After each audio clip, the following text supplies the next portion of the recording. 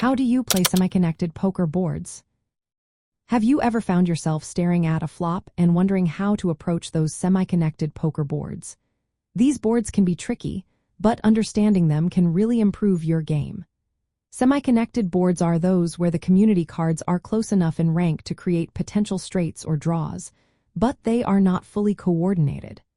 For example, a flop like 8-9 king or 5-7-10 is semi-connected. When you encounter these boards, the first step is to assess your hand strength in relation to the board. Strong made hands, such as top pair or to pair, can still be vulnerable.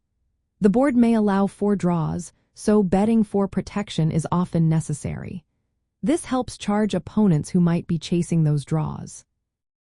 Next, be cautious of the possible draws. Semi-connected boards increase the likelihood that your opponents hold straight or flush draws. If you have a marginal hand, it is wise to avoid overcommitting, as you could easily be outdrawn.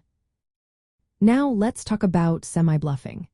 If you hold a drawing hand, like a gutshot straight draw or a flush draw, using a semi-bluff can be a powerful tactic. By betting or raising with a hand that is not yet made but has good potential, you can force opponents to fold better hands. This also gives you a chance to improve if they call. Position and your opponent's tendencies are also important factors. Playing semi-connected boards aggressively from a position of strength can create fold equity. However, if you are out of position or facing loose players who call frequently, you may want to be more cautious. Adjusting your bet sizing is another key strategy. Smaller bets can help control the pot size when you have a vulnerable hand.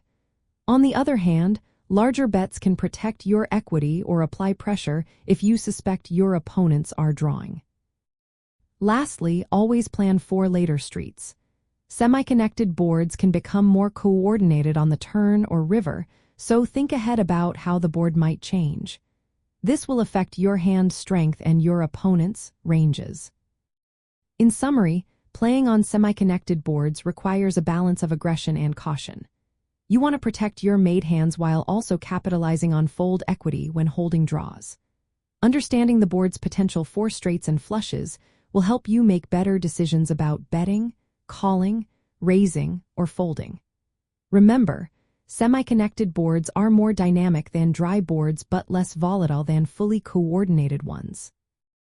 Adjust your strategy by evaluating hand strength, potential draws, and how your opponents are playing.